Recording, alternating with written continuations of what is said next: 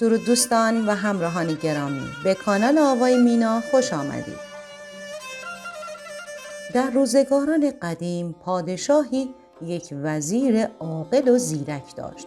یک روز پادشاه همراه با این وزیر قصد شکار آهو داشتند. به همین خاطر سوار بر اسب راهی دشت و بیابان شدند. وقتی رسیدند به سمت آهوی تیر پرتاب کردند. ولی از قضا از آنجا که آهو زرنگ و تیزرو بود، هرچه پادشاه و وزیرش تلاش کردند هیچ کدام از تیرها به آهو نخورد و فرار کرد. گرچه شاه و وزیرش به دنبال آهو رفتند، اما فایده‌ای نداشت و آهو فرار کرد و ناپدید شد. به هر حال شاه و وزیر خسته و کوفته به مسیرشان ادامه دادند تا با یک روستای سرسبز و آباد مواجه شدند. این روستا درخت‌های سرسبز و پرباری داشت، به طوری که تمام شاخه‌های درخت پر از میوه‌های رنگارنگ بود. بنابراین پادشاه و وزیرش کنار جوی آبی زیر درخت میوه‌ای نشستند تا کمی خستگی رفع کنند.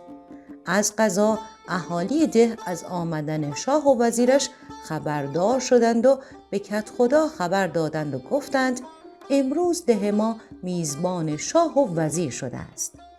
کدخدا فوراً به اهالی ده دستورات لازم را داد، به طوری که در کمتر از 1 ساعت یکی از روستاییان برای شاه و وزیر غذا آورد، دیگری شربت، آن یکی کباب و چند نفری هم ساز و دهل زنان به نزد آنان رفتند و به خوبی و محترمانه پذیرایی کردند.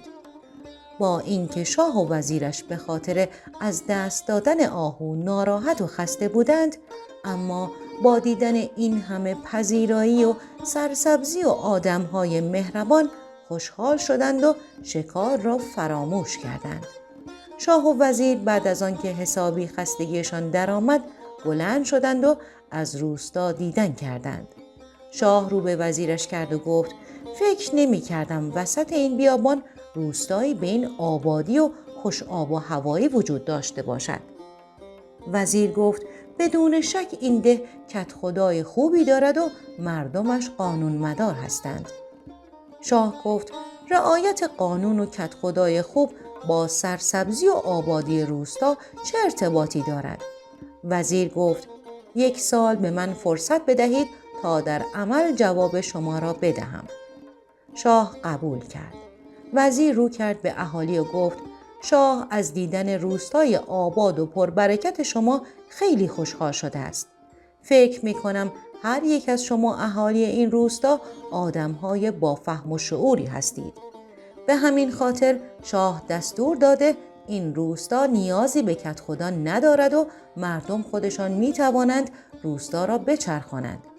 در حقیقت از امروز به بعد همه شما کدخدایید. اهالی روستا از اینکه این همه مورد توجه شاه و وزیر قرار گرفته بودند خوشحال شدند. شاه و وزیر وسایلشان را جمع کردند و سوار اسب‌ها شدند و به طرف کاخ برگشتند. آن شب در روستا همه خوشحال بودند. فردای آن روز کدخدا طبق عادت مسئول آبیاری را صدا کرد و گفت برنامه تقسیم آب را بیاور ببینم امروز آب رودخانه باید به باغ کدام یک از اهالی روستا برود. میراب لبخندی زد و گفت من دیگر مسئول آبیاری نیستم. همانطوری که شاه دستور داده خودم برای خودم یک کدخدا هستم و دیگر کاری با قانون و برنامه شما ندارم. و آبیار دستیارش را صدا کرد و گفت آهای پسر، سریع بیل و کلنگ را بردار و آب رودخانه را به طرف باغ خودم بفرست. دستیار میراب هم لبخندی زد و گفت از امروز من خودم کدخدا هستم و میدانم که چه کاری باید بکنم. نیازی هم به برنامه و دستور شما ندارم. به هر حال از آن روز به بعد آسیابان هم کارش را رها کرد و گفت من آسیابان نیستم، کدخدا هستم. نانوا در دکان نانواییش را باز نکرد و گفت من کدخدا هستم و دیگر نانوا نیستم. هیچ کس حاضر نشد طبق قانون و برنامه قبلی کارش را پیش ببرد.